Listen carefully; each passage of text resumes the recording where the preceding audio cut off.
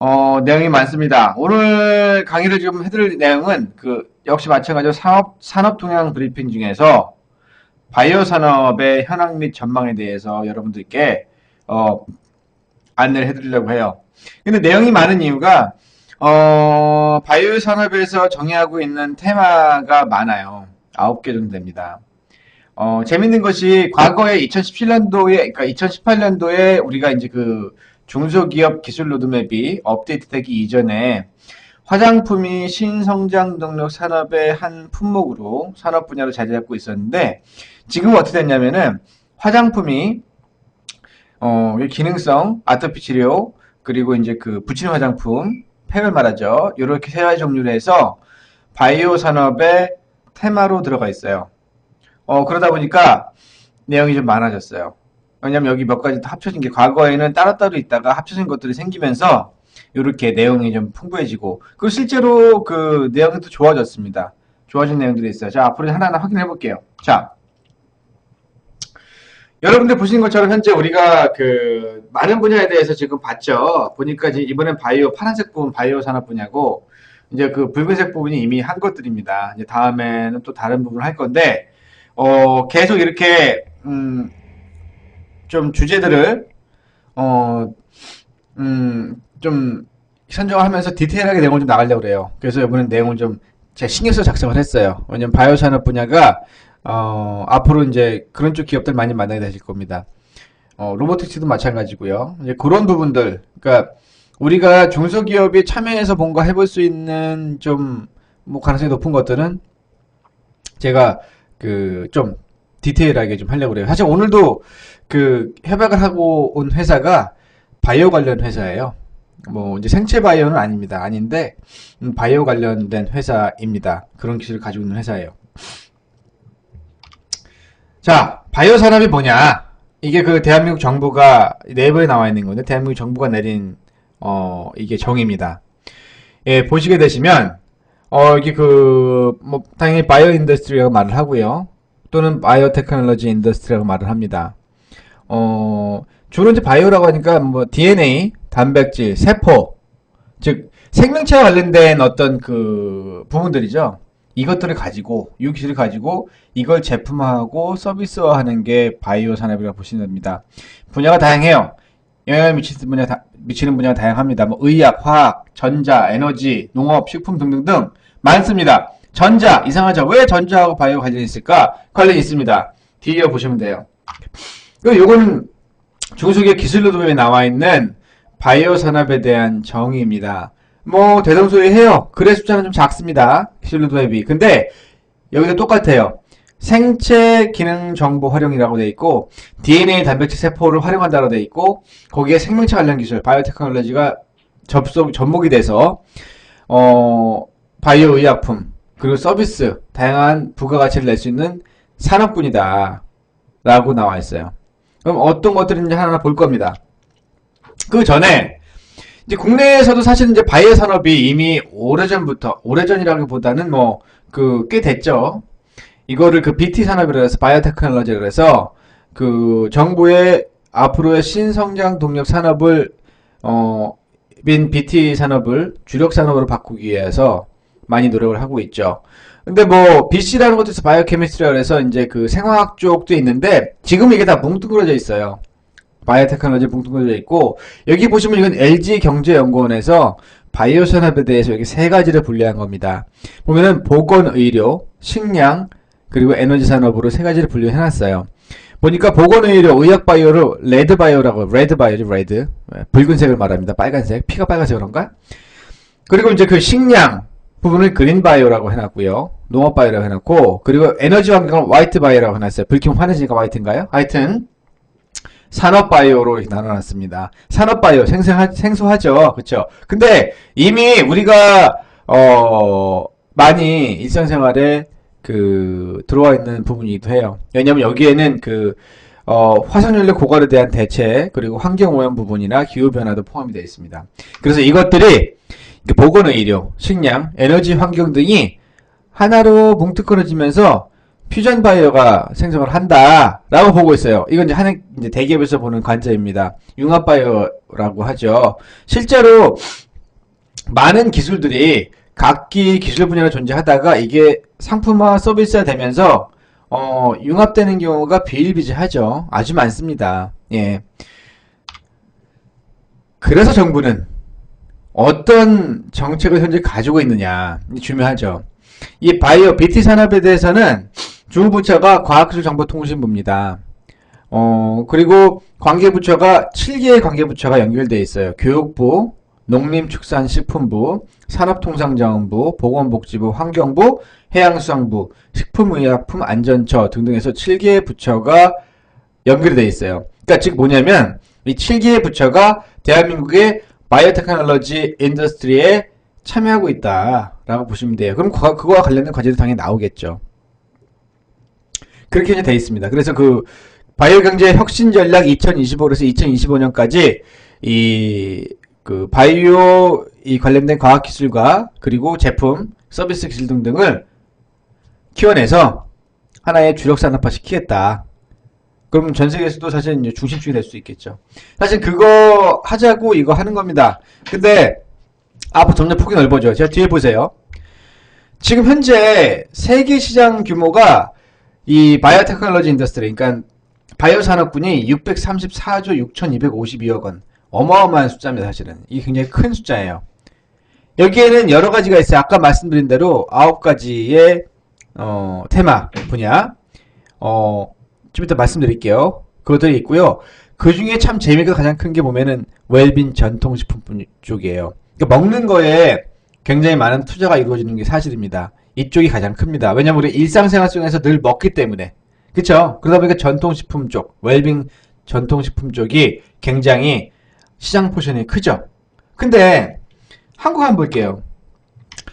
우리나라 같은 경우에는 꽤 오래전부터 이 바이오 산업 분야에 뭔가 투자를 해오고 기술 발전을 위해서 정부 차원에서 그리고 민간 차원에서 연구 기관들 차원에서도 많은 노력을 해왔으나 아쉽게도 시장 규모가 크진 않아요. 아직까지. 그러니까 한국 자체의 시장 규모가 크지 않다는 얘기예요. 글로벌하게는 굉장히 큰 시장이 있음에도 불구하고 국내에는 이 시장이 작습니다. 그러니까 어떻게 얘기했어요? 자, 이거 생각하면 됩니다. 시장이 작다는 얘기는 아직까지 형성이 많이 안 됐다는 얘기인데 분명히 탄생될, 형성되고 커질 수밖에 없는 굉장히 주요한 시장입니다. 바이오 산업 기술은. 그런데 아직까지 참여자가 생각만큼 많지 않아요. 그리고 시장이 아직 크지 않아요. 성글지 않았다는 얘기예요.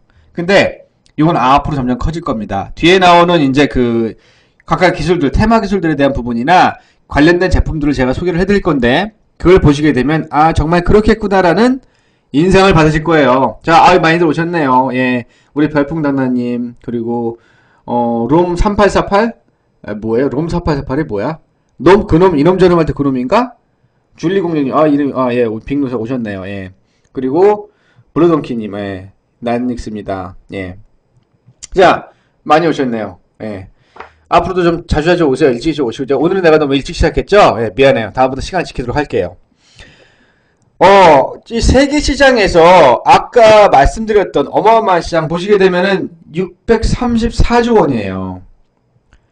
달러로 얘기하면은, 100만 달러 줍니까? 100만, 1000만, 억, 10억, 100억, 1000억, 5888억 달러.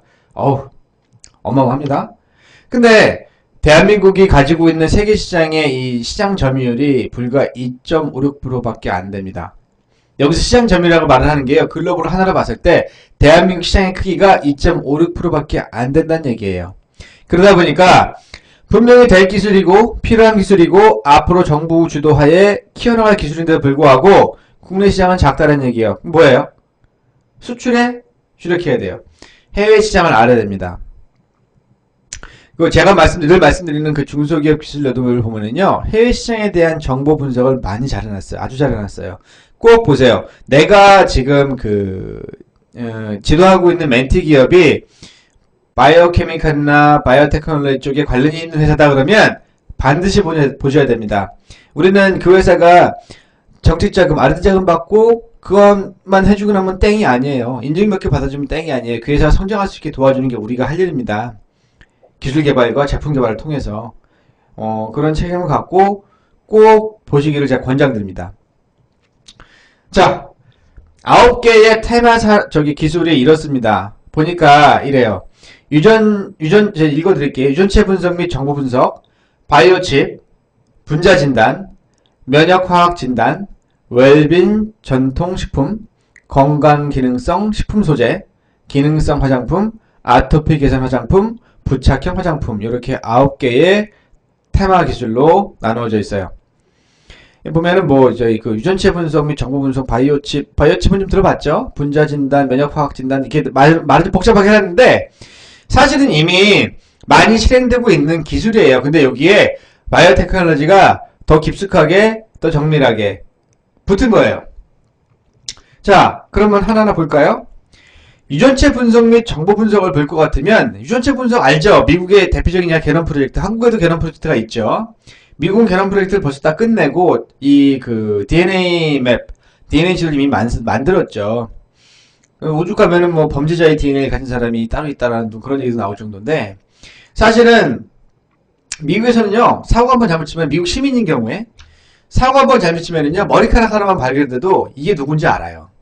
무서운 세상이죠. 빅브라더가 예전에는 빅브라더가 예전에는 CC카메라, 몰래카메라 같은 게 빅브라더였는데, 지금은 이 유전자 지도가 빅브라더입니다. 근데, 이걸 이렇게 하는 이유가 있어요. 왜냐면 인간들이 가지고 있는 고유한 유전자의 형태를 파악하고 알므로써, 사실은 가장 많이 적용되는 분야가 의료 분야예요. 의학 분야, 치료. 그리고 또 뭐예요? 이거 좀 웃긴 말이긴 하지만, 사람뿐만 아니라 동물도 마찬가지고, 성능 개선, 신의 영역에 도전한다고 하죠. 유전자의 부분을 그렇게 말을 합니다. 여기 보면은, 유전체의 초소를 해석한다. 유전체를 해석해서 해독 분석 및 활용 기술을 개발을 하는 게 포함이 되어 있고요. 그 다음에 또 뭐가 있어요? 유전체 분석의 실효전처리, 실시간 유전체 증폭, 유전체 분석, 기능 해석 분석된 정보를 의학 건강 증진 목적으로 활용하는 기술 다 포함됩니다. 여기에 대해서 이제 우리 중소기업들이 사실은 유전체에 관련돼서는 많이 없는 것 같지만 우리나라 중소중기업들이 정부의 자금을 투자받아서 이미 사업을 실행하고 있는 기업들이 있어요. 근데 이게 중요합니다. 우리가 반드시 대단한 시설이나 대단한 어떤 투자를 통해서 큰 공장을 짓고 유전체 분석할 수 있는 시스템을 갖추고 하는 그런 것도 중요하지만요. 그거와 관련된 소프트웨어 개발이나 그거와 관련된 부분품이나 아니면 하다못해 이런 거 있잖아요. 우리가 그 세포 준식을 위해서 슬라이드가 씁니다. 이게 접시, 배양 접시, 플레이트. 배양 접시 써요. 근데 배양 접시 같은 경우에도 사실은 거기에 기능을 어떻게 담고 어떤 형태를 만드냐에 따라서 사실 개선될 수 있는 거예요. 사실 그것도 우리가 방향을 잘 잡으면 유전체 분석 및 정보 분석 분야에 들어갈 수 있는 과정입니다. 이렇게 간단하게도 볼 수 있다는 얘기예요. 여기 보면은 중소기업 현재 가진 강점이 높은 수준의 의료 환경에 높은 ICT 역량이 있고 범부처 R&D 지원이 있다. 범부처 R&D 지원이 중소기업 시장 대응 전략에 강점으로 들어갈 수밖에 없는 이유가 정부가 그만큼 강하게 밀고 있다는 얘기예요. 근데 약점이 뭐예요? 산업 생태계에 부재하고, 즉 시장이 없다. 핵심 원천 기술이 미흡하고 표준 및 법제도가 미흡하다. 아직까지 국내가 많이 부족합니다. 유전공학 관련된 분야에서는 사실 그래요. 그러나 기회는 있다. 뭐냐?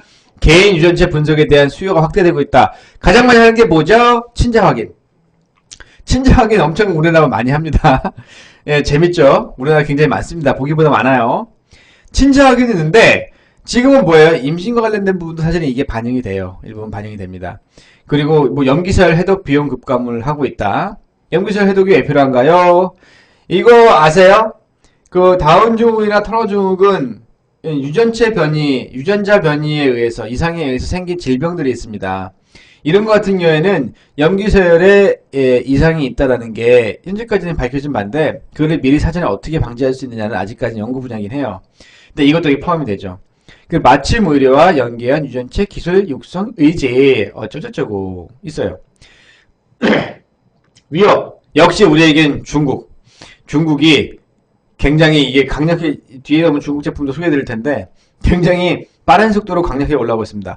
중국 사람들 머리 좋아요. 그렇죠? 거기다가 해외에 많은 사람들을 유학 보낸 상태고요. 거기 국부역이 참 많습니다. 중국은. 그리고 그 사람들이 굉장히 많은 지식과 경험, 노하우를 들고서 다시 본토로 돌아갑니다. 우리나라는 어때요? 해외 나가서 박사하겠다고 그 나라에서 뭔가 살 자리를 마련하면 안 들어오려고 합니다. 왜냐하면 들어와봐야 없거든요. 그리고 얼마나 힘들어요. 이 한국 사회라는 게. 이게 참 기본적으로 굉장히 좋은 훌륭한 인재들을 한국으로 다시 영입해오는 것도 중요한 부분이에요. 예, 다른 얘기는 하지만 하여튼 그렇습니다.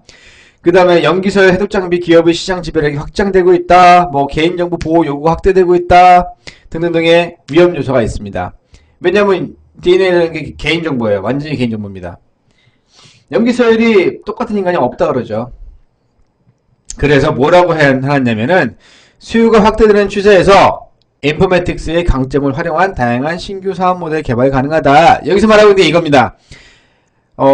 유전체 분석 및 정보 분석에 관련된 부분을 큰 장비를 들이는 것이 아니고 그것과 관련된 소프트웨어나 아니면 뭐 적인 부분 혹은 간단한 장비들을 이제 그 개발을 통해서 중소기업이 시장 점유를 해나갈 수 있는 방향이 있다는 거예요.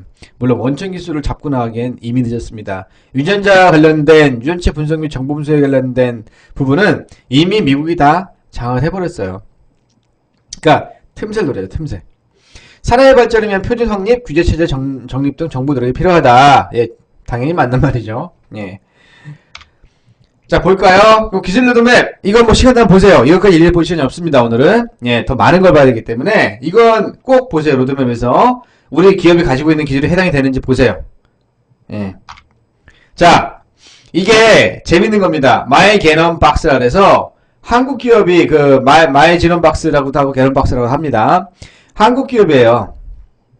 여기에서 DNA 관련된 애플리케이션을 예, 런칭을 해서 이미 하고 있어요. 보면은 뭐 폴레이트 다이어트 있고 푸드 디자이어가 있고 뭐 아트리얼 파이브리에이션 뭐 리스크 어세스먼트 이게 심혈관 그 질환에 대한 그걸 판단을 하고요. 그리고 알츠하이머 디시즈에 대한 리스크 평가하는 것도 있고요. 뭐 그리고 얼굴 인식하는 것도 있고 그리고 락토스 인터런스에서 뭐 음식물의 어떤 그 뭐죠? 그 유해 성분이나 아니면 뭐 그런 거 유통기한이나 그런 거 관련된 것도 있고 인슐린 뭐 센시티비티 레스폰스 투 어쩌고저쩌고 있는데 이것도 인슐린 주사에 관련된 저거죠. 그리고 알코올 디펜던스에서 알코올 의존도에 대한 부분을 평가하는 것도 있고 여기 보면은요. 요게 요 마의 지놈 박스라는 이 애플리케이션이 일반적인 뭐 앱을 열어서 간단하게 추적하는 그런 것보다도 나의 생체 정보를 주면은 거기에 맞는 것들을 정보들이 입력이 돼서 나를 컨설팅하는 겁니다.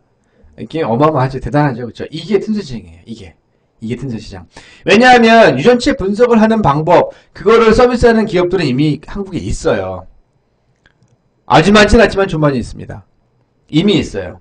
물론 그 정확도나 그 기업의 노하우에 따라서 서비스라는 게 다를 수는 있긴 하지만 근데 그 정보를 받아서 이 애플리케이션에서 내 정보를 집어넣고 거기에 맞는 어떤 나에게 먹는 습관, 운동하는 습관, 알츠하이머에 걸리지 않게 넌 이렇게 해야 돼. 왜 유전자 보면 많은 부분이 정보 얻어지니까 이런 걸 해주는 거예요. 대단하죠? 다음부터 이런 게 있어요. 나만을 위한 다이어트 방법, 유전자 맞춤 다이어트 솔루션 제너 플랜. 예, 이미 서비스되고 있는 겁니다. 자, 살 많이 찌신 분들 힘을 가지세요. 예, 이거 이용하면은 살 뺄 수 있어요. 저처럼 날씬해질 수 있습니다. 예, 뭐 저도 요즘 배가 좀 많이 나오고 했는데 한번 써봐야 될 것 같아요. 보면은 여러 가지 기능들이 있어요. 보니까 이제 시작한 지 얼마나 됐는지, 참여자가 몇 명인지 등등이 있고 여기에서 나에게 맞는 그 다이어트 방법을 추천해주면서 솔루션을 주는 겁니다. 맞춤형 솔루션이죠. 여기 마찬가지로 나의 어떤 그 생체 정보가 좀 들어가야 될 필요가 있어요. 참 사람들 별 아이디어가 다 나와요. 그쵸? 이건 뭐냐면요. 만성질환 연관 유전병의 발굴 및 기능 검증을 하기 위한 어떤 프로세스입니다. 이거 이미 뭐 실행되고 있는 겁니다. 컨트롤군과 이제 실험군이, 대조군과 실험군이 있고, 거기에 이제 개인의 유전자 정보, 생체 정보를 얻어내서, 그거를 분석하고, 그걸 통해서 어떤 이제 분석을 통해서, 그러니까 이 집단 내에 어떤, 예를 들어서 질병이 발생할 가능성이 있다, 만성질환이 발생할 가능성이 있다, 이런 것들을 미리 파악해서 조치 취할 수 있게끔 도와주는, 그런 프로젝트입니다. 시장 규모를 보자면 한국과 그 해외 시장 규모의 차이는 굉장히 커요. 미국 세계 시장만 봐도 100만, 1000만, 억, 10억, 100억, 150억 달러네요. 160억, 65억 달러. 2018년 기준으로 한국은 3,461억 원. 형편없죠, 그렇죠? 아직 많이 작습니다. 요거는 새로 집어넣었는데 무역 현황. 왜냐면 이제 우리가 기업들을 지도할 때 국내에서의 먹거리만 보고는 기업이 살 수가 없어요. 자꾸 해외로 진출할 수 있도록 유도를 해야 됩니다. 그거 우리가 해야 될 중요한 역할 중에 하나인데, 여기 보면은요, 유전체 분석 및 정보 분석이 다행히 정부에서 그간 꾸준한 투자로 인해서 무역 특화 지수라고 하는 밑에 나오는 이제 마이너스 숫자가 뜨면은 요거는 저거예요. 그 수입이 많다는 거고, 이게 플러스를 가면 수출이 많다는 거예요. 2012년도에 마이너스 0.71, 완전히 대부분 다 수입에 의존했다는 얘기예요. 유전체 분석 및 정보 분석 관련해서 해외 기술에 요즘 많이 했다는 얘기죠. 근데 2016년도 기준을 볼 것 같으면 불과 4년입니다. 만 5년이라고 볼게요. 0.03% 양으로 돌아섰어요. 즉 수출하는 나라가 아닌, 수입하는 나라가 아닌 수출하는 나라로 이미 바뀌었다는 얘기예요. 아주 좋죠? 고무적입니다.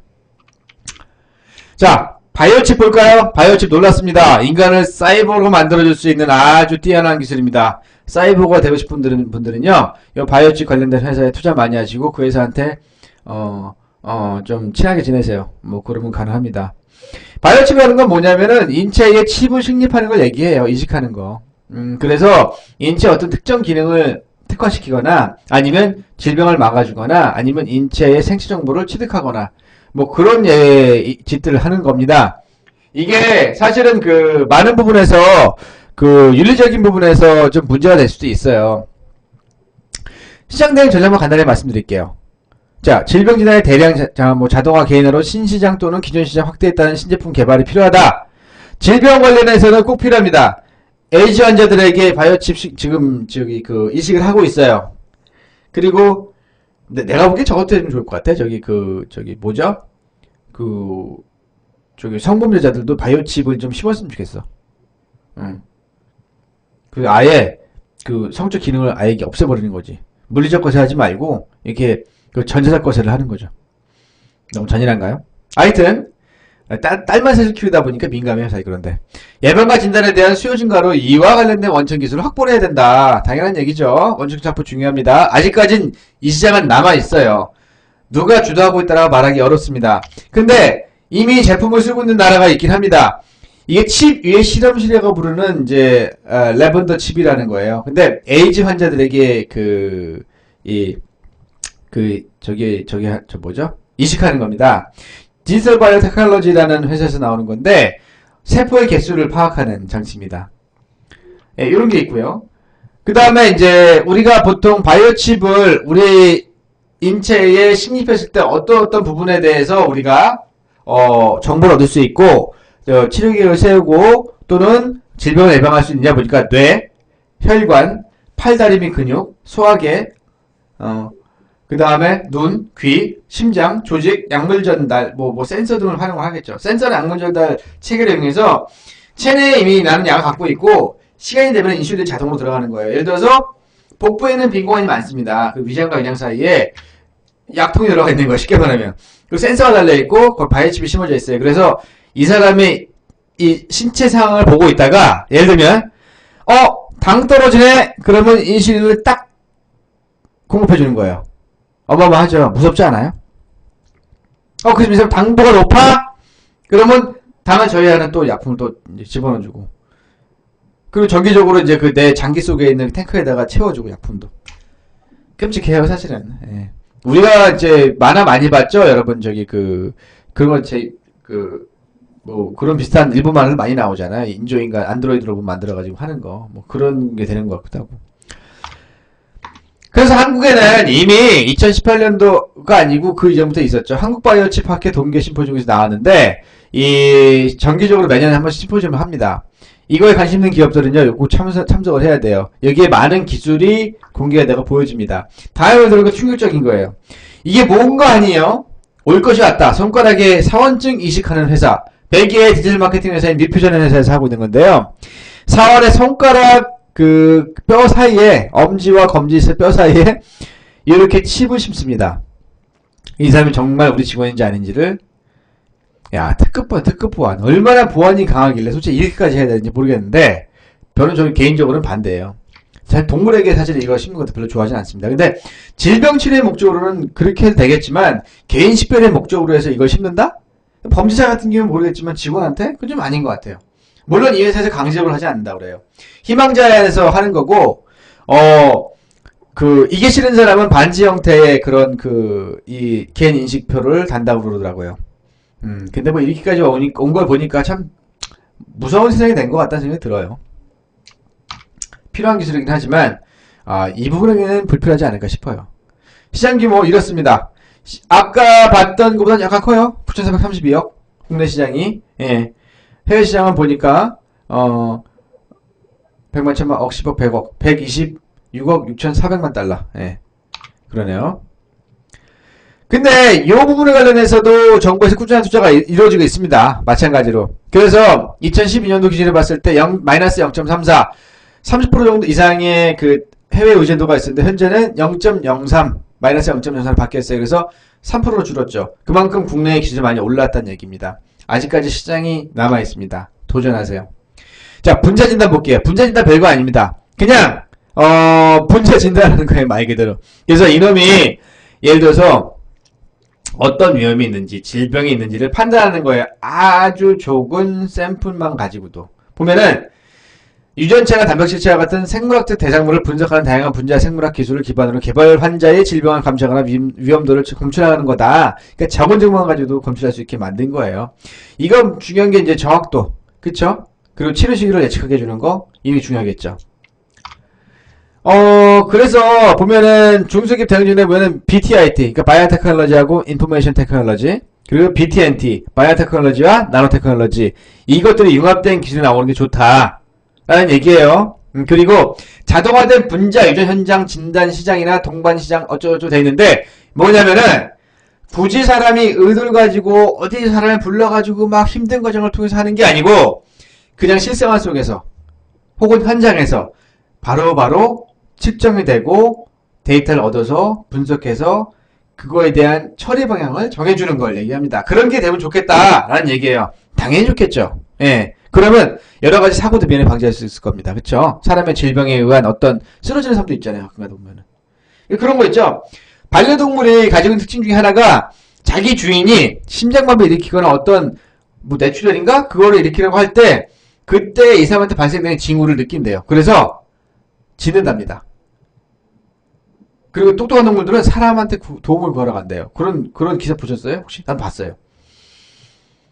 개가 더 똑똑한 것 같아요. 고양이는 개가 더 똑똑한 것 같기도 하고. 사실 반려동물을 이용해서 그런 거 하는 것도 괜찮이 훈련시켜가지고, 난 그런 거 훈련시키면 더 좋을 것 같아. 얼마나 인간적이야, 그쵸? 동물과 사람이 서로 유대하면서. 그런 거 좋잖아요. 예.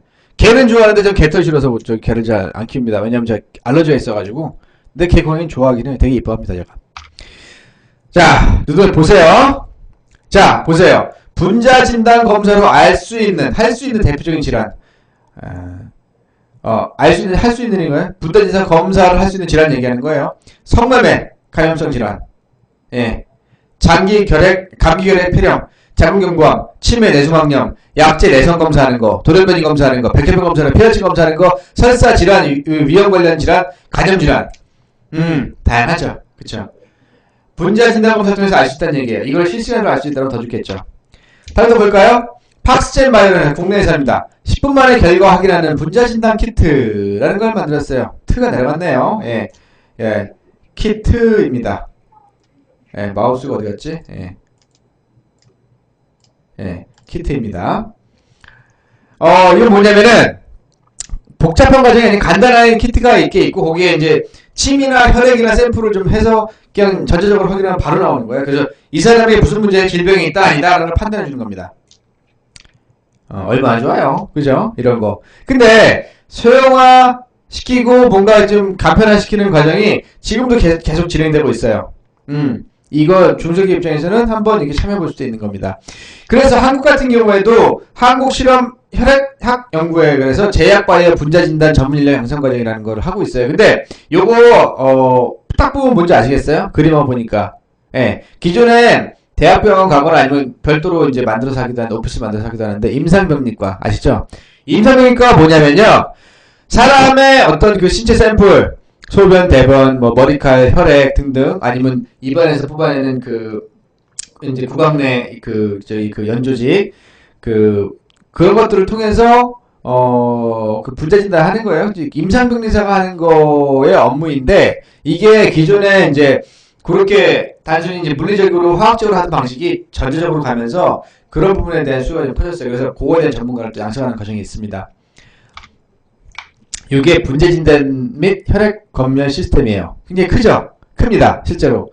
큰 대학병원 가면 이런 기계들이 있습니다. 그래서 혈액 샘플들을 쭉 넣으면은 그거에 대한 그 검사와 분석에 대해서 결과가 나옵니다. 근데 요거를 좀 간단하게 하자라고 하는 게 사실은 이거예요, 이거. 근데 아무래도 이제 검사의 퀄리티나 정확도 면에서 차이가 있을 수는 있겠죠. 아직까지는 이 기계를 많이 쓰고 있습니다. 근데 이거는 뭐 큰 장소에서 대량으로 할 때 보통 많이 쓰죠. 아까처럼 이렇게 조그맣게 쓰는 장비들은 현장에 나가서나 이제 우리 실시간으로 얻을 수 있는 정보들인 거죠. 자, 앞으로 일자리가 없어질 분들입니다. 임상병리사, 분자진단검사자. 이분들이 분자진단검사 쪽으로 방향을 전환해서 공부를 더 해가지고 뭔가 자격을 획득하면 가능한데, 기존의 임상병리사들은 많은 부분의 일자리가 없어질 수 있어요. 왜냐하면 로보틱스하고 그 인공지능의 발달로 인해서 이런 부분도 로봇이 대체하는 시대가 이제 오고 있어요. 그러다 보니까 많은 임상병리사가 필요 없고, 그리고 전문적인 지식이 있는 임상병리사가 필요 없을 수도 있습니다. 전자기기를 다루는 사람이 더 곽강받을 수도 있어요. 자, 다음 볼까요? 시장 규모, 한국 어마어마하게 작죠? 1740억 밖에 안 됩니다. 예. 시장이 크지 않다는 얘기예요. 근데 해외 쪽은 좀 많아요. 그쵸? 예. 100억 달러가 넘네요. 그리고 분자진단 그 수출 의존도 볼까요? 무역화나 별로 큰 차이 없어요. 한국에서 발달을 별로 발전을 못 시키고 정확도가 낮아서 그런지 모르겠는데 2012년 기준으로 마이너스 0.53, 50%를 해외에 의존하고 있었는데 2010년도 만 5년 지나서 마이너스 0.39, 4%, 40% 해외에 아직도 의존하고 있습니다. 이거 국산화 시키는 까지 만들면 좋겠죠. 근데 이거는 사실 비용과 기술이 많이 필요한 일이긴 합니다. 예. 자, 면역화학 진단. 야, 어려운 거 아닙니다. 위에 보셨죠? 분자진단도 보셨고, 유전체 뭐 분석도 보셨어요. 비슷한 거예요, 비슷한 거. 근데 여기서의 차이점은 뭐냐면은, 면역화학 진단이 바이오 진단 시스템에서 가장 많이 사용되는 검사 방법인데, 항원 항체 반응에 대한 검사예요. 그 면역 검사만 특화돼서 하는 거예요. 면역 검사. 면역력이 어떻게 되느냐? 알러지에 대한 면역이 있느냐? 뭐 질병에 대한 면역력이 있느냐? 어떻게 예방주사를 놔야 되냐? 뭐 이런 것들 결정하기 위한 거죠. 예. 보시게 되면은 중소기업 대응 전략이 나와 있는 게 생산 단가 및 검사 비용 절감을 위한 원천 소재 개발을 통해 기업 경쟁력을 강화한다. 지금 많이 개발되고 있는데 좀 비싸다는 얘기예요. 좀 싸게 만들어라는 얘기입니다. 그 조기 진단, 예후 분석 기술을 통해 이건 뭐예요? 이건 AI 알고리즘 들어가야 돼요. 예후 분석 기술이라는 게 뭐예요? AI입니다. 인공지능을 통해서 이렇게 결과가 나왔을 때는 앞으로 어떻게 될 거다. 그러니 어떻게 대처해라라고 미리 정보를 줘야 되는 거예요. 이놈의 센서하고 AI는 안 들어간 데가 없어요. 국내 인허가 방법 및 절차에 대한 규제 개선. 맨날 규제 개선 해야 된대요. 이게 규제 개선 해야 된다는 게 수준이 높은 나올 말인데 안 되는 건 안 되고 있어요. 뭐 맨날 국회의원들이 놀고 있으니 뭐 일도 안 하고. 되겠어요, 그죠? 자, 주소서 보시고요. 자, 진단기기의 연구개발 방향 및 신기술의 필요성이라고 해놨습니다. 보면은 예전에는 Central Lab, 그래서 이제 Laboratory가 이제 그 병원에서 보통 말할 때는 임상병리과를 얘기합니다. 실험실이죠. 그 대형병원이나 중앙연구실 위주였어요. 근데 이것들이 응급실이나 수술실, 이제 집중치료실 등으로 옮겨갔습니다. 왜냐하면 바로바로 결과를 얻어서 바로바로 조치해야 되니까 그쪽으로 가는 거예요. 근데 지금은 어떻게 하고 있죠? 핸디형으로. 손으로 잡고 쓰거나 간단하게 휴대할 수 있는 형태로 갑니다. 최종적으로 뭐냐면 스마트 디바이스라 해서 그 맞춤형 진단 치료를 할 수 있게끔 우리 일상생활 속에 요게 들어오는 겁니다. 삼성에서 예전에 개발하다가 많은 제품이 뭐가 있냐면요. 삼성이 메디칼하고 바이오 쪽에 들어오고 싶어서 안 한다는 회사예요. 근데 몇 번을 하다가 접었습니다.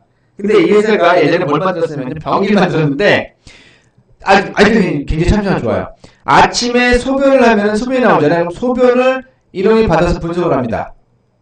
즉 여기 나와 있는 면역 분석 그리고 아까 나와 있는 뭐 그런 거 있죠. 그 생체 분석을 하는 거예요. 그래서 당신의 지금 상태는 비타민이 뭐가 C가 부족하고 A가 부족하고 D가 부족한 상태니 햇빛을 많이 쐬시고 오래 드시고 뭐 드세요. 이런 컨설팅 해주는 거죠. 당신이 오늘 컨디션이 좀 안 좋으니 낮에 반드시 10분 이상 숙면을 취하세요. 낮잠 주무세요. 뭐 이런 거 컨설팅 해주는 거예요. 좋죠, 아이디어. 사업화 안 됐어요. 예. 이게 사실은 그 아이디어와 사업화는 사실 조금 괴리가 있어요. 우리가 그 많은 아이디어를 접하게 됩니다. 저도 기업들 많이 만나면서 많은 좋은 아이디어를 접하게 돼요, 실제로. 근데 이게 사업화 될 것이냐 안 될 것이냐에 대한 아이디어가 없으면 사실 의미가 없다고 볼 수 있어요. 앞으로 그런 기업들 를 위해서라도 우리가 공부를 많이 해야 됩니다. 또 볼까요? 바이오메트로 신개념 체외 진단으로 로시오 코바스의 도전. 자, 로시오 코바스는 회사가 이제 그 독일, 스위스인가 독일인가 그 회사입니다. 근데 굉장히 이쪽으로는 세계 1위, 제1 회사예요.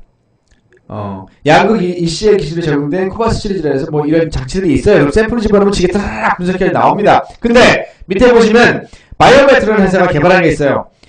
뭐 조그만 아주 프린터만 하죠, 그렇죠? 프린터 칩이 가지고 그냥 이게 혈액을 샘플링을 해서 그거를 리더기에 이제 넣고 그거를 실험 분석용 분석기에 딱 꽂아주면은 얘가 어떻게 돼요? 리포트 쫙 나오는 겁니다.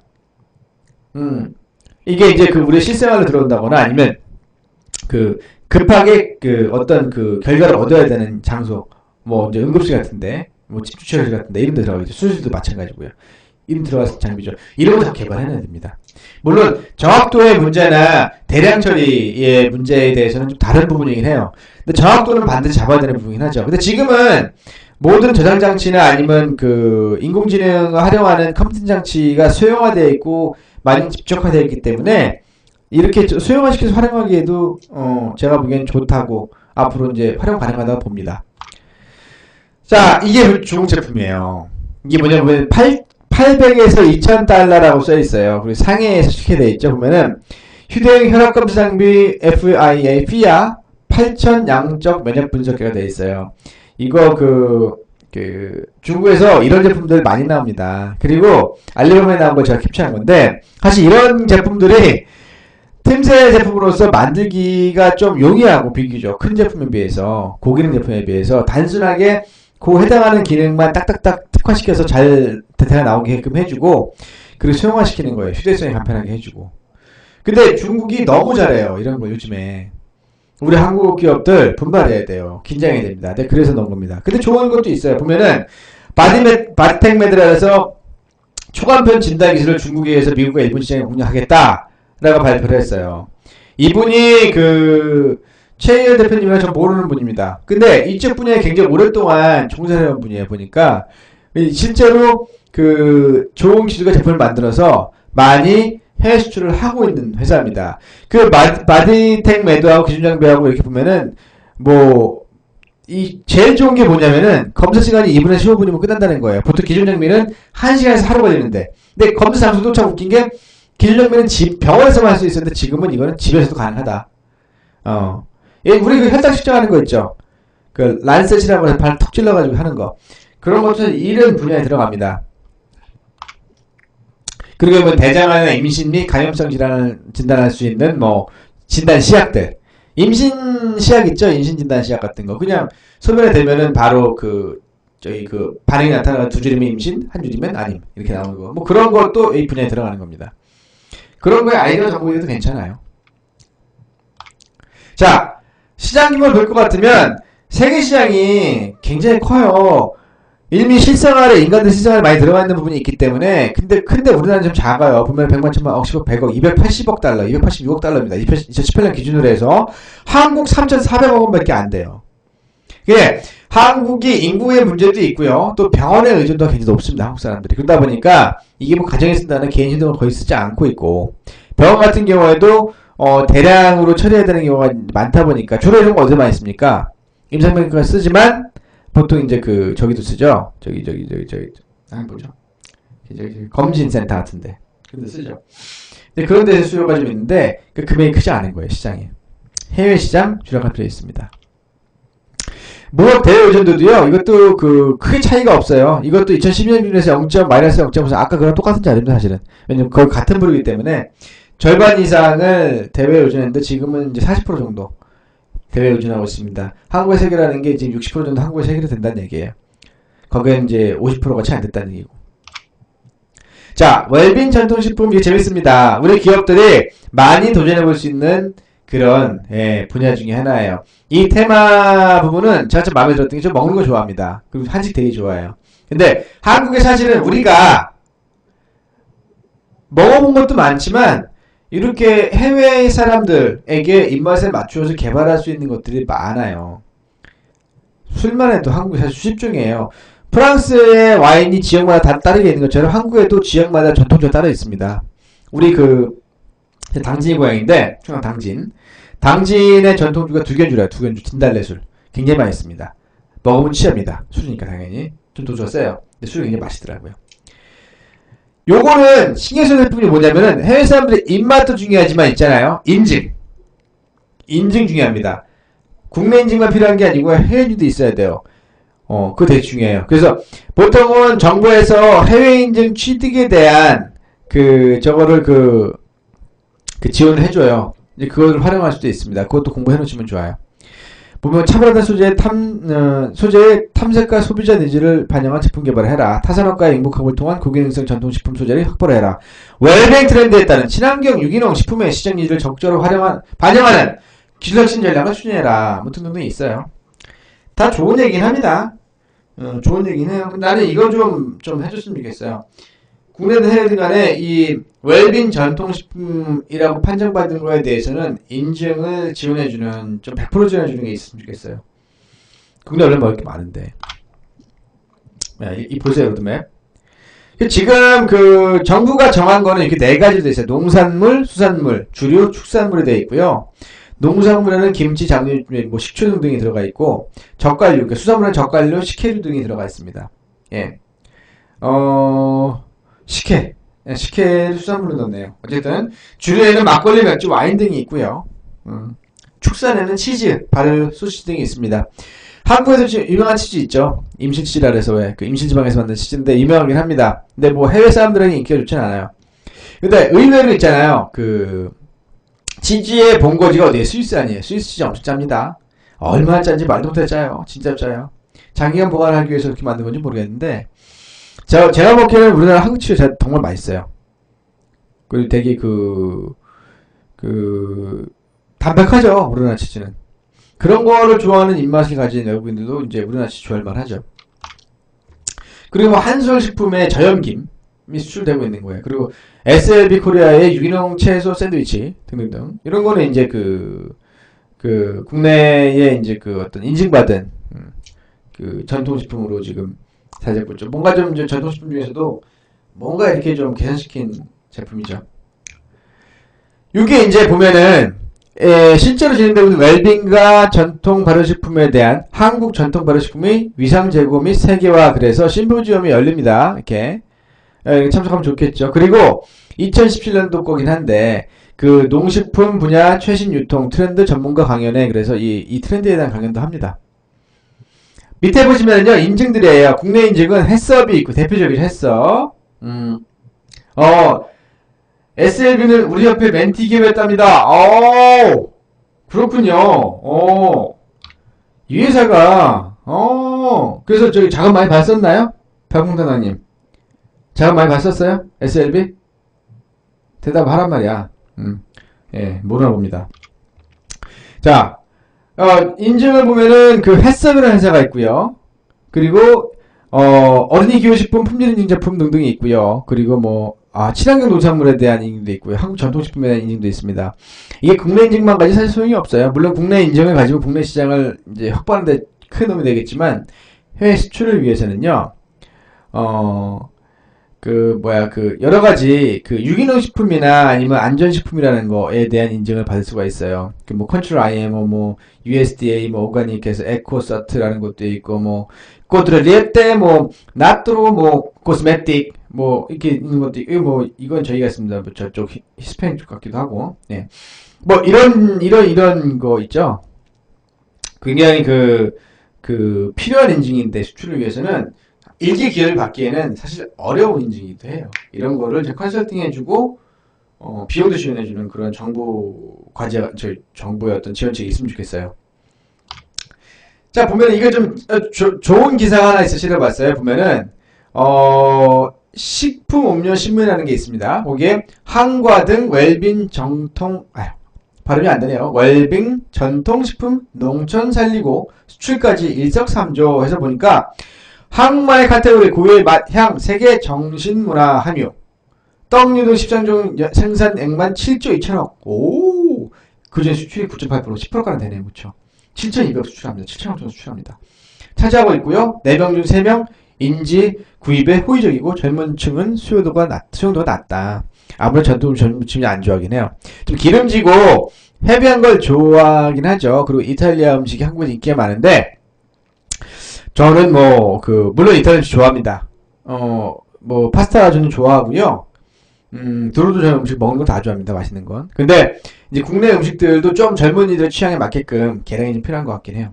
그리고 매출 5억 이하의 영세업체 많다. 품질 안전성 규격화 시급하고 가격 기능성 등 차별화해야 되고 초코왕정도 신제품 개발도 필요하다. 인증제도 명품화 병행 디자인 개선하고 국내외 판로 확대를 도모를 해야 된다라고 이제 해준 건데 요게 이제 뭐냐면은 국내 전통식품 산업이 이렇게 성장을 하고 있다는 2017년 기사입니다. 불과 1년 전 기사인데 지금도 성장했는지 어쩐지 모르겠어요. 근데 이제 입맛이 좀 비슷한 이 동아시아 쪽이나 이제 동남아시아 쪽 사람들에게도 사실은 이게 좋지만 유럽이나 미주 쪽에도 좋습니다. 유럽 같은 경우 제가 많이 가봤어요. 그쪽 직원들하고 옛날에 식사를 하고 그러면 한국 집 되게 좋아했어요. 특히 잡채는요, 글라스 누들이라고 부르는데, 잡채를 얼마나 좋아하는지, 어떤 좀 덩치가 풍만하신 어떤 그 여성분은 혼자서 3접시 드시더라고요. 시켜가지고.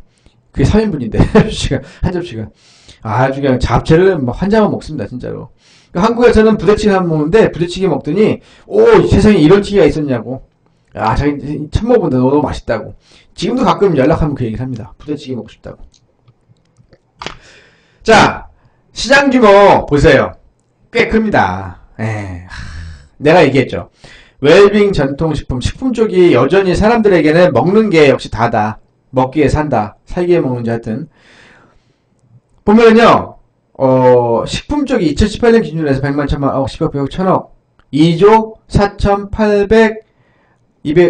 824억 700만. 맞나요? 예. 큽니다. 예. 어쨌든 커요. 예, 금액이 큽니다. 약 300조가량 되는 금액입니다. 그리고 국내는 좀 큰 편이에요. 다른 거에 비교하면은 보면은 10억, 100억, 1000억, 1조 9천억, 2조네 2조. 2조 시장이네 2조. 국내에서도 2조 시장입니다. 먹는 게 역시 남는 거라는 말이 있는데 요쪽으로 기업들 많이 도전하게 해봐도 괜찮을 것 같아요. 관련 있는 회사들은. 근데 웰빙 전통식품 보면은요 참 재밌는 것이 우리가 이제 식료품도 많이 수입을 합니다. 왜 수입하는지 아세요? 여러분들 아마 골목골목 다니다 보면은 특히 이제 공업단지가 많은 지역 같은 데 보면은 베트남 식재료 전문점, 중국 식재료 전문점 많이 볼 수 있을 거예요. 2012년 기준으로 우리나라가 요 전통식품 관련해서 대외 의존도가 20%가 채 안 됐어요. 근데 10년도에 24% 늘었어요. 불과 5년 만에. 왜냐하면은 이게 그 부분이 사실 커요. 외국인 노조들이 많이 들어오면서 그 사람들이 먹으려면 먹고 자꾸 수입해오는 게 많아지고 있어요. 실제로. 그러다 보니까 포진이 커지고 있습니다. 이거는 부정적인 부분은 사실 아니라고 볼 수 있어요. 왜냐하면 국내에서 다양한 음식이 소요가 되면서 해외에도 외국에서 나와 있는 외국인 노조들이 국내에서 많은 음식들을 접하고 유럽으로 배워서 또 나가서 자기들 식당 할 수도 있는 거고. 그런 쪽의 교류도 좀 있으면 좋겠어요. 근데 이걸 좀 더 시너지를 낼 필요가 있습니다. 자, 건강기능식 식품 소개 뭐예요? 건기식, 건강적인 비타민, 오메가3 이런 거 얘기하는 거예요. 거기다 소재 얘기하는 겁니다. 길게 안 볼게요. 자, 시간이 얼마 없네요.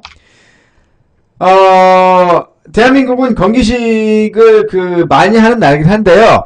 국제적인 브랜드는 한 개도 없습니다. 대한민국에는 사실 우리나라 사람들 보통 보면은 GNC, 세븐포인트, 다양한 분야의 아메이도 있고요. 건기식을 많이 먹습니다만 국내 브랜드는 쳐주는 게 없어요. 아직까지. 이게 안타까운 현실이에요.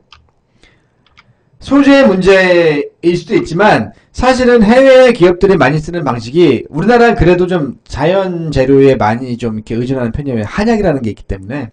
근데 해외 같은 경우에는 화학재료에 많이 의존을 하죠. 그러다 보니까 약효가 좀 빨리 나타나는 경우가 있긴 해요. 근데 이제 저는 그것보다는 이제 국내 제품들을 좀 선호하긴 하지만 사실 효과가 빠른 거 생각하면은 수입산이 훨씬 맞긴 맞습니다.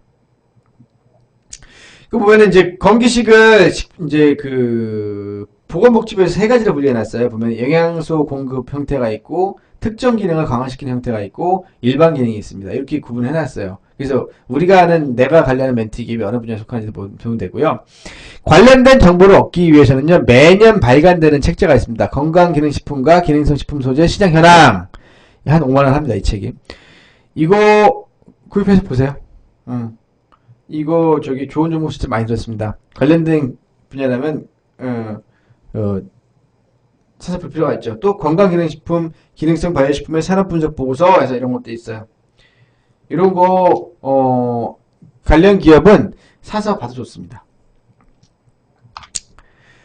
그리고 이제 국제 건강기능식품 학술대회라는 게 있어요. 이게 작년에 이제 전북에서 했더라고요, 보니까. 근데 요게 이제 나라마다 돌아가면서 이렇게 합니다. 보면은 여기 isnff.org 해서 주소가 있는데 들어가 보시면요. 매년 그 스케줄이 나와요. 어느 나라에서 하는지. 근데 이제 당연히 이제 학회이긴 하지만 학회하지 않고 기업들의 보수 참여도 있죠. 그런데 참석하는 것도 좋은 방법 중에 하나입니다. 그리고 뭐 우리나라 요즘에 보면은 그 한약을 이용한 거, 뭐 활성산, 양산, 뭐 화장품, 건강기능식품, 뭐 천연품, 의약품이라고 하고 있는데 우리나라는 아무래도 한약이 강한 부분이 분명히 있습니다. 너무 가까워요? 한약이 강한 부분이 분명히 있어요. 그러니까 한약재를 소재라는 것도 괜찮긴 해요. 근데 이게 유럽이나 미주에서 좀 힘든 부분이 이 아시아에서 나오는 한약재료에 대한 그 인증을 잘 안 해주려고 그래요. 이 사람들이. 그게 있습니다. 그런 거를 좀 정보차원에서 풀어야 되는데 그런 거 많이 도움이 사실 안 되죠. 많은 도움이 좀 없긴 해요. 아직까지 정보 차원에서는. 그리고 시장 볼 것 같으면 건강기능식품도 시장 그래도 좀 큰 편입니다. 건강에는 다 관심들이 많죠. 식품 다음으로 큰 게 건강기능식품인데 사람들이 역시 먹고 건강을 지키는 거에 민감하다는 얘기예요. 금방 내가 접할 수 있고 사용할 수 있는 거에 대해서 투자를 아끼지 않는다는 얘기죠. 뭐 무역 의존도 대외 그거는 뭐 거의 평이합니다. 2012년도 기준으로 0.48, 그러니까 마이너스 0.48이라는 얘기는 대외 의존도가 48%라는 얘기예요. 근데 현재 2016년 기준으로 봤을 때는 마이너스 0.54, 54% 늘었네요. 그렇죠? 약간 이게 소포로 등락이 좀 있더라고요. 보니까 이게 그 건강기능식품 자체가 외국 거를 많이 선호하는 게 사실이에요. 한국 사람들이. 그러니까 좀 그렇게 되는 것 같긴 해요. 근데 앞으로 좋은 것도 많이 나옵니다. 국산 나오지만은 이 해외산도 많이 나올 거예요. 그리고 네트워크 마케팅을 판매하는 제품들도 있어요. 그런 제품들도 굉장히 고기능성이고 인체에 무해성 제품들이 많이 나오죠. 사실 그 건강기능식품은 그쪽 거 많이 실제로 소비들 많이 합니다. 사실 거기 나온 제품들 대부분이라고 보시면 돼요. 여기 시장에서 뭐 유니시티의 제품이라든가 GNC도 그런 종류 중에 하나죠. 아메이 제품도 마찬가지고 그리고 시크릿의 뭐 이제 데이 앤 나이트라는 제품도 있고 그리고 그 세븐포인트의 그 리커버라는 제품도 있고 뭐 아주 좋은 저도 뭐 좀 먹는 편이에요. 건강기능식품 건강 지켜야죠. 그렇죠? 건강하게 살아야 됩니다. 예. 자 이제 화장품 부분인데 화장품 예전에 제가 한번 했던 분야예요. 사실은 이미 했었어요.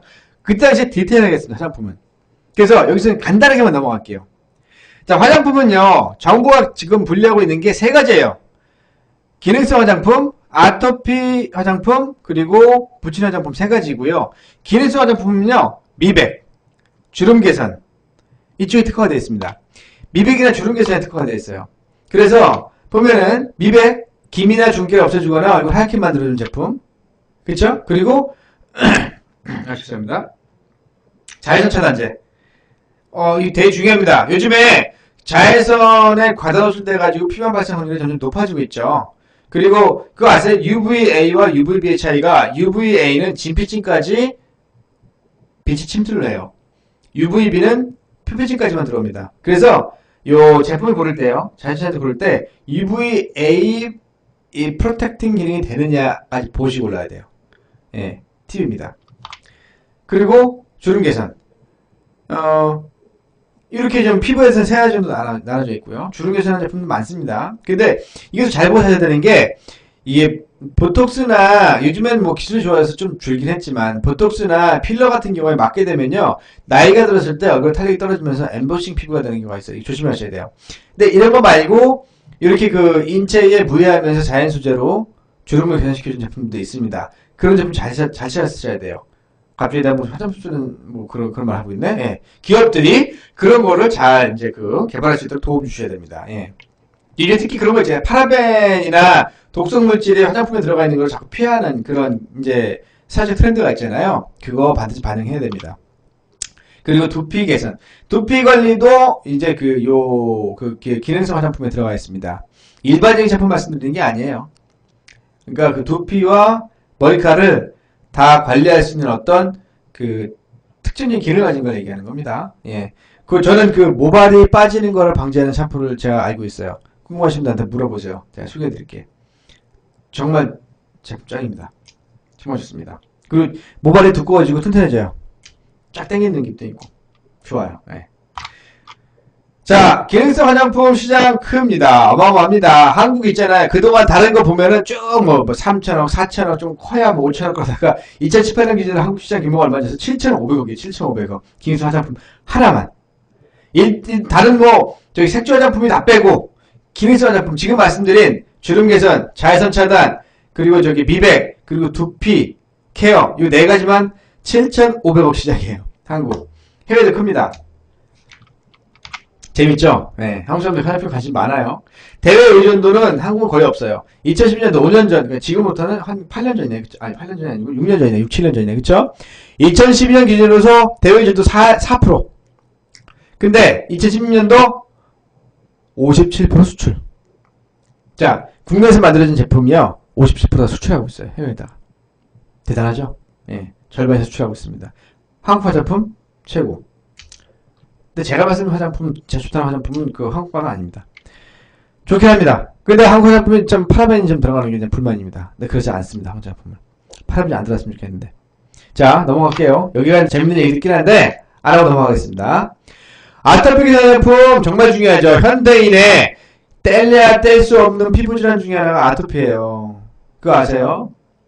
아토피 뜻이 잘 모르겠다잖아요. 왜 발생했는지 모르겠다. 지금은 아토피 발생되는 원인을 하나 밝혀지고 있어요. 그게 사실은 우리가 생활용품으로 쓰는 세제, 이런 것들, 그리고 비누, 치약 이런 것들도 원인 중에 하나입니다. 그것 때문에 암에 걸린다고 하죠. 자, 기준을 보시고요. 아토피 개선 제품, 우리가 이걸 알려면 경피도라는 걸 좀 공부를 해봐야 돼요. 이거 한번 공부해서. 기업 입장에서 말이죠. 이 기존에 가지고 있는 제품들이 어떤 큰 문제점이 있었다는 걸 알게 되면은 제품 개발에 큰 도움이 됩니다. 근데 경피도라는 책이 있어요. 꼭 한번 보라 그러세요. 그리고 아토피 개선을 위한 화장품 이런 제조 과정도 있고, 우리 애들도 아토피 때문에 고생 많이 했어요. 근데 지금 다 좋아졌습니다, 애들. 그리고 중요한 게 뭐예요? 파라벤, 계면활성제. 이거 암 발병 원인이기도 하고요. 여자한테는 성주수 쪽의 원인, 남자한테는 부정자증의 원인이 되기도 합니다. 이런 거에 대한 게 사실 아토피를 일으키는 굉장한 안 좋은 해악이 되는 물질로 알려져 있죠. 체내 독소 배출을 예전에 넣었던 건데, 독소 배출을 꾸준히 하시라고 제가 권장드렸던 거예요. 반신욕과 머드팩 같은 거를 정기적으로 해주면 매일매일부터 일주일에 한 2번만 해야 됩니다. 그러면 체내 독소가 배출되는데 큰 도움이 됩니다. 실제로 그렇습니다. 해본 사람이 얘기니까 하시면 돼요. 시장은 작아요. 왜냐하면 아토피 개선에 대한 제품이라는 게요, 화장품 쪽보다는 의학 쪽이 많아요. 처방을 받을 수 있는 의약품, 연고 제품들, 아토팜이나 세타필이나 이런 것들. 근데 그거 안 좋습니다. 단백질 제품들이고요. 바를 때 피부 부분에만 영향이 있고 진피까지 흡수가 돼서 어떤 근본적인 치료가 되지 않아요. 그러다 보니까 시장이 작을 수밖에 없죠. 근데 화장품에 이걸 개발을 해서 많이 된다면 좀 대박이죠. 근데 그런 화장품도 있어요. 우리 애들이 개선시킨 화장품이 하나가 있어요. 이 화장품인데 아토피 개선이 되더라고요. 실제로. 궁금하시면 물어보세요. 알려드릴게. 자, 그리고 대외 무역 의존도 똑같습니다. 위에는 화장품이랑 똑같아. 자, 부착 화장품 뭔지 아시죠? 팩 말하는 겁니다. 팩. 팩은 크게 그 세 가지 또 네 가지 정도로 구분하는데 피러워시라는 팩이 있고요. 피러워시 팩이네요. 예. 그 다음에 시트 및 마스크 팩이라는 게 있고요. 그 다음에 하이드로겔 팩이라는 게 있고요. 그리고 또 코스메티컬 뭐 이렇게 어려워요. 하이드로콜리드 재료의 팩이 있고요. 마이크로니들이 붙였던 팩이 있습니다. 재밌는 거 하나 알려드릴게요. 다 아는 거예요, 여러분들. 대부분 다 쓰시니까. 기업이 중소기업 입장에서 접근하는 좋은 제품들이 팩이에요. 근데 팩이 인기가 얼마나 좋은지 아세요? 중국시장에서 인기가 엄청 좋습니다. 팩. 동남아시장 마찬가지예요. 미백팩만 만들어서 미백팩. 보통 피러시 오브 팩이 미백 제품을 많이 사용이 되죠. 이 제품 좋습니다. 저도 이것도 미백 팩을 하는 경우가 있어요. 우리 애들도 합니다, 쌍둥이들. 네. 중학교 2학년이라 이것들이 아주 그냥 먹부르도 훨씬 많아, 여자애들이라. 그리고 시트 마스크팩이 이겁니다. 그냥 부직포 같은 거 잘라서 거기다가 어떤 그 적셔져 있죠? 어떤 화장수로 이렇게. 그럼 그걸 뒤집어 쓰는 거죠. 주로 열을 내릴 때 많이 쓰더라고요, 보니까. 하이드로겔 팩. 이거 징그럽죠, 약간. 예. 그 겔 타입의 팩이 되어 있어요. 손으로 찢으면 찢어집니다. 거기에 인체에 도움이 되는 어떤 그 성분들이 다 들어가 있죠. 그걸 딱 덮으면은 이렇게 흡수가 되면서 하는 거예요. 예. 어쩐지 약간 무섭다, 그쵸? 하이드로겔 이렇게 요즘 많이 쓰고 사람들이. 그 다음에 이게 그 하이드로콜로이드 패치라는 그 성분을 패치라는 거예요. 이거는 그냥 일반적인 화장품의 기능만 있는 건 아니고 치료 기능이 있어요. 그래서 보통은 우리가 보통 상체에 붙이는 밴드 이렇게 그 흉터 없이 치료하기 위해서 약국에 가면 많이 접할 수 있습니다. 그리고 여드름 패치라고 그래서 여드름 난 데에 붙이는 게 있고요. 여드름 치료될 수 있도록. 이거 하이드로콜로이드라는 성분이 치료에 효과를 주는 거죠. 뭐 그렇대요. 예, 저 잘 모르는 팩입니다, 사실은. 우리 애들 많이 붙여봤어요. 저도 많이 붙여봤고. 그 다음에 마이크로니들 패치라는 게 이게 참 재밌는 거예요. 뭐냐면요, 일반적으로 여러분들이 쓰시는 화장품이라는 거 있잖아요.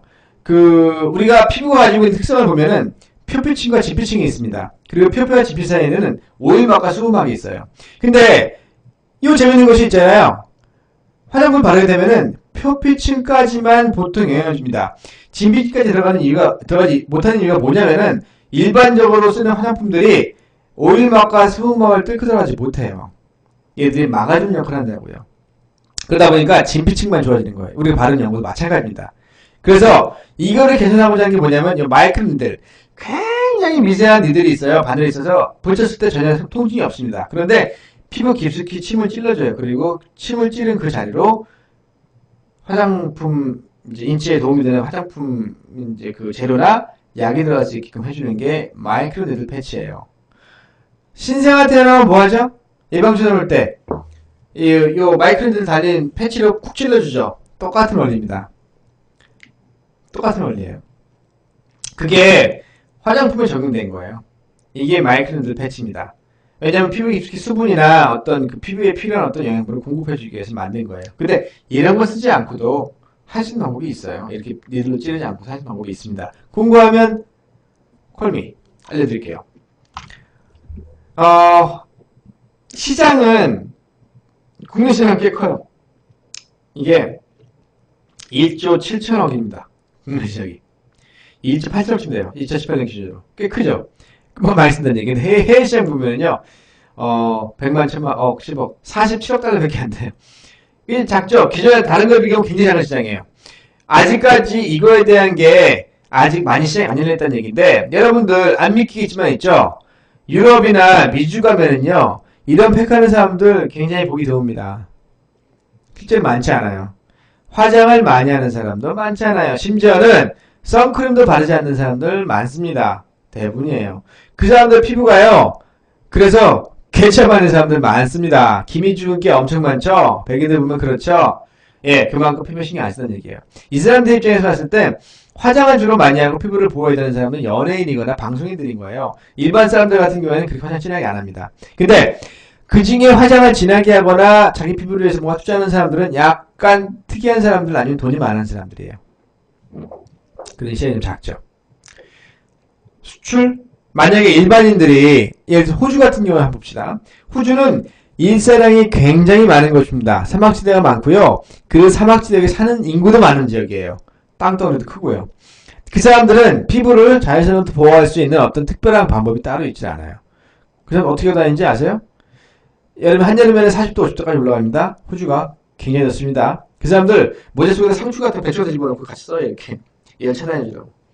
그러고 다니는 사람들이에요. 그런 데 있는 사람들이 어떤 시장 수사를 통해서 수요조사를 통해서 어떤 거기만 특화된 제품을 만들어낸다면 참 좋겠죠. 이 부착형 화장품 전망이 있습니다. 한번 신경 써보세요. 여기에 참여했을 기업도 꽤 있을 것 같아요. 제가 보기에는. 대여유지도 당연히 없죠. 이것도 없으면 똑같습니다. 대부분 만들어 수출합니다. 절반 이상 수출하고 있어요. 한국은. 자, 다 끝났어요. 드디어 끝났습니다. 아유, 11분 초과했네. 좀 늦게 시작해서 괜찮겠죠? 지금 봤고요. 뭐 관련된 질문은 저한테 하지 마시고요. 기실로도 해보세요. 저한테 질문하지 마세요.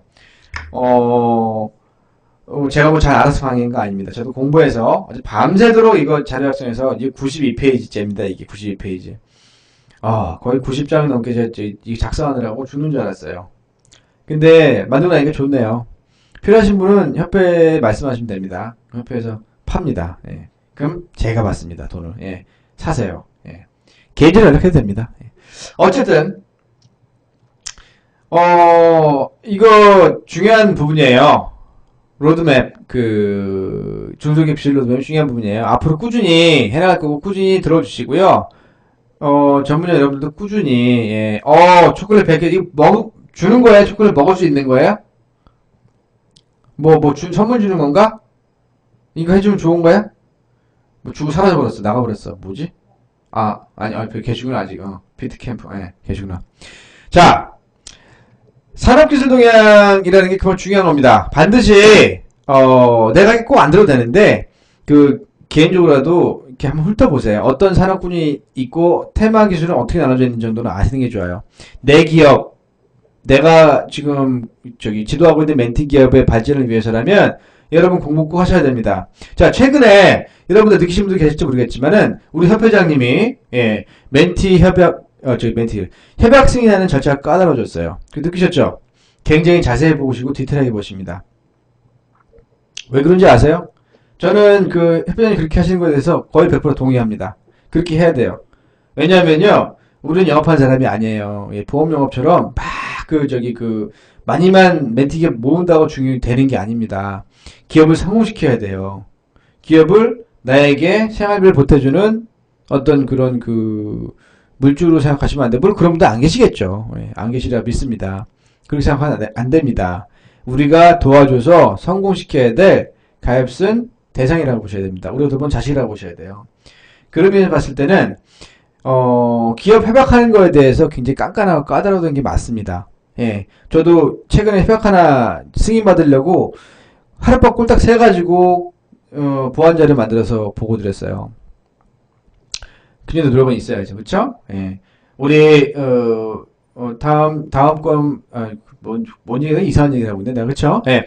자, 산업기술동의 다음번 주제는요, 6월 29일 오후 4시에 미래형 자동차 산업 현황 및 전망. 자동차 좋아하는 분들 많죠? 자동차 부재 규제입니다. 제가 가장 좋아하는 자동차는 뭐?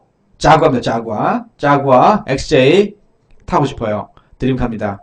아니면 벤틀리 이런 거. 예, 그것도 좋지만 앞으로 미래의 자동차가 어떻게 발전하고 변화할 것인가를 한번 같이 엿보는 시간을 가졌으면 좋겠습니다. 다음번에 오시고요. 우리 전문위원님들께서는 전부 다 멘티 기업을 위해서 노력 많이 하시고 좋은 성과 거두시는 그런 분들하고 믿고 함께 오래오래 일했으면 좋겠습니다. 그리고 우리 협회가 좀 가난하긴 합니다. 예, 그 돈도 별로 없고, 예. 많은 직원들한테 잘해줘야 되는데 직원들한테 별로 해주는 것도 없고 그래요. 예, 회장님께 미안합니다. 이런 말 해서. 예, 미안한데, 앞으로, 발전하는 협회 될 수 있도록 같이 힘내서 파이팅 해봤으면 좋겠습니다. 오늘 금요일입니다. 금요일 밤 불금 재밌게 행복하게 보내시고요. 다음번에 뵙도록 하겠습니다. 바이바이. 안녕히 계세요.